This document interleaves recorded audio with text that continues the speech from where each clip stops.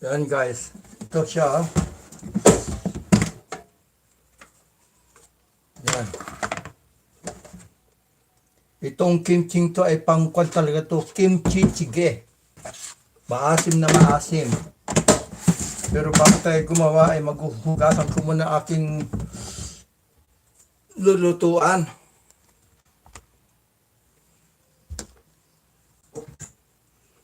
Ang aking lulutuan, ayan po. Linisin natin aking lulutuan.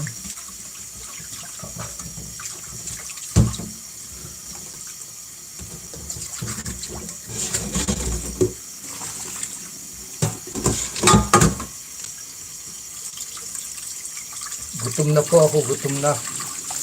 Mega love shout out.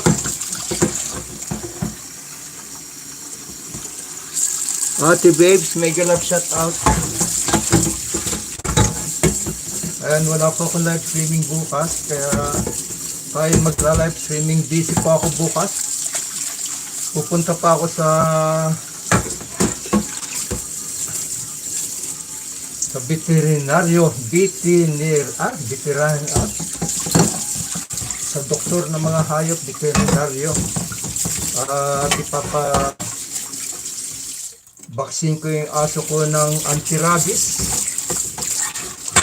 Saka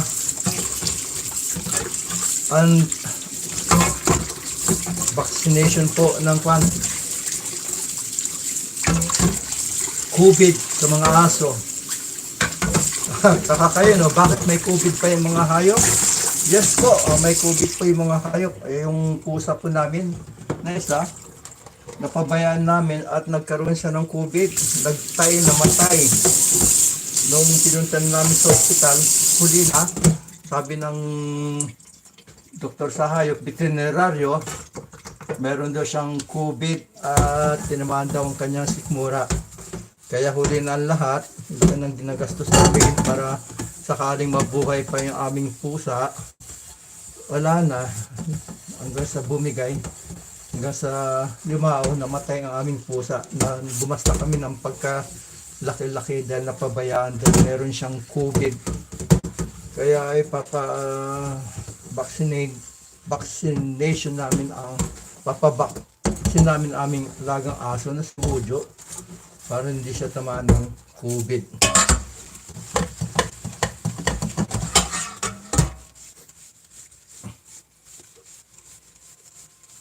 Tayo pa yung magluluto ng kimchi jjigae. Saglit lang naman yun.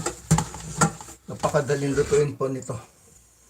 At siyempre, bago tayo gumawa ng kimchi jjigae, hugasan muna natin ang ating pong lulutuan.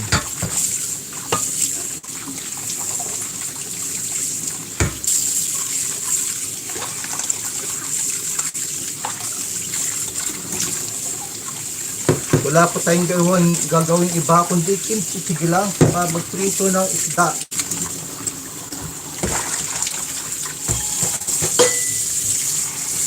Yung isdang pinirito, ito yung isdang binamili ko noon, ito na lang natitira. Last, huling na to. Baka isang linggo na. Ubos na lahat. Kaya next week, ako'y mamalengke na naman. Sawang-sawa na ako sa luto ko. Lagi na lang ganun. Wala nang pagbabago. Ayan.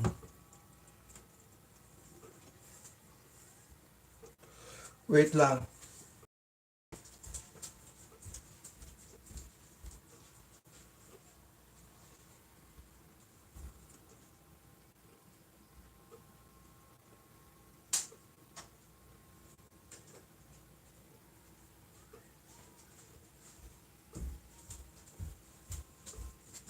Kailan marinig ko ang boses ko.